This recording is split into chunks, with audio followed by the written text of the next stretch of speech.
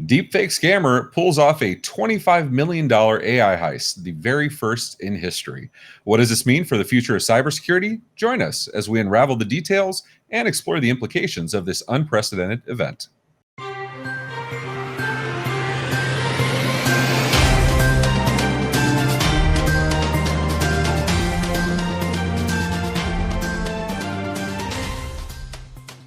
In our story, Deepfake scammer walks off with $25 million in a first of its kind AI heist, written by Benj Edwards at Ars Technica.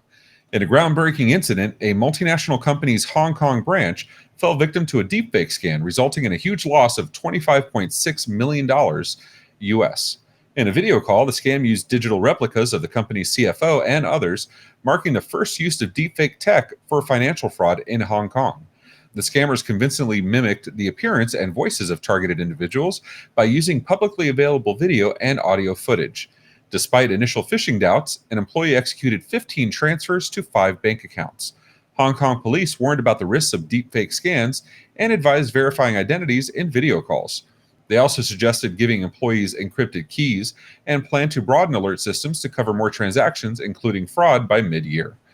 Tony, the thing that screams out to me, and we were just talking about, like, I just bought the Apple Vision Pro and I'll pick it up Sunday, so maybe on next week's dispatch I'll have it. But the Apple Vision Pro does that, right? It takes an image of you when you first get it and then uses that avatar. And for all accounts and purposes, that avatar looks like it's in 360p, right? So I'm kind of annoyed that these scammers have better video than the $4,000 Apple Vision Pro. Like, okay, so separate from my griping, what do you see? What do you hear? What stands out at you when you hear this story? Okay, so two things. First things first. You mentioned 15 executed transfers. 15. It's excessive, right? Like that's a red flag by itself. That's just a small 2, 3, 4, 5, 10. The other one, which you kind of led into, is deepfake of the company's CFO. Why? What is the validation process going to look like if the CFO asks for something? Is the CFO or the C-level above the standard operating procedures for X, and define what X is in this particular case for these particular purchases, of which 15 occurred without any problem or any checking. So those are the two things that stand out to me, which is 15, really no controlling mechanisms in place for that. And another one. And another one.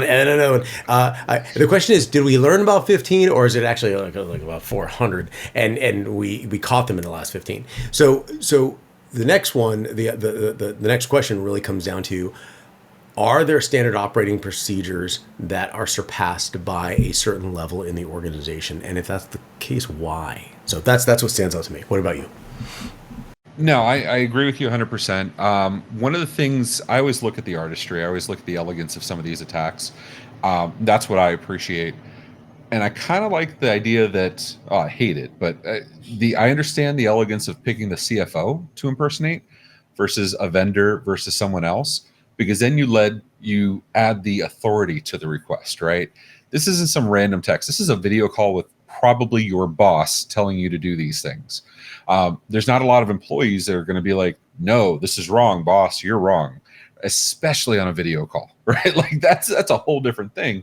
But this brings identity verification into context. This is not new. But I'm bringing this up because MSP is traditionally about 10 years behind enterprise, but identity verification enterprise is a normal thing. Obviously didn't happen here, but there's no reason your internal controls shouldn't match your external controls.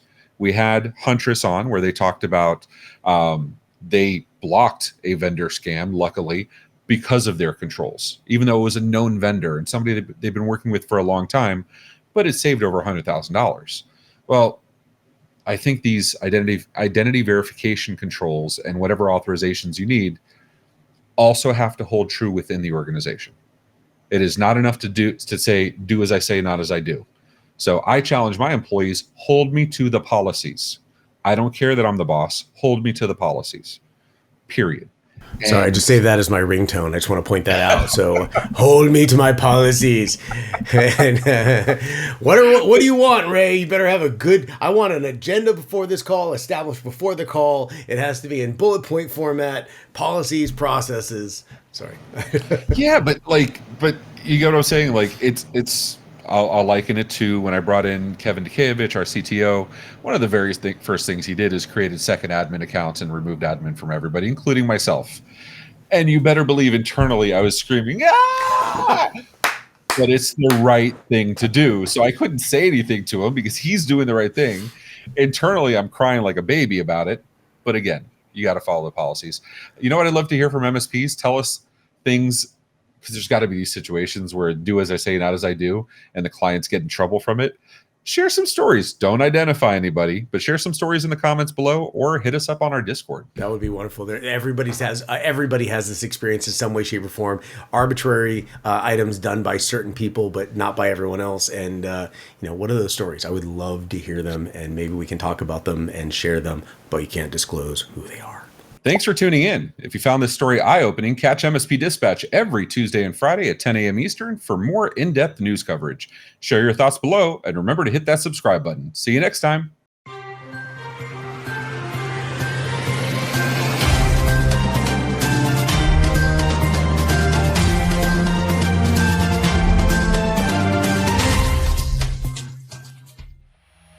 This has been a broadcast of the MSP Media Network.